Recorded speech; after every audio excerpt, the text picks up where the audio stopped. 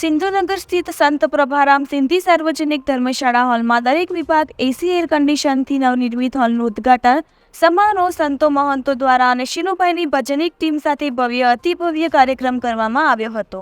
પ્રોગ્રામમાં મળેલ તમામ ફંડ ગાયોના ઘાસચારામાં સિંધી સંસ્થાને આપવામાં આવ્યું હતું.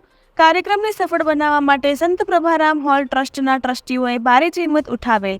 રિપોર્ટર લખન રામચંદાની, ભાવનગર.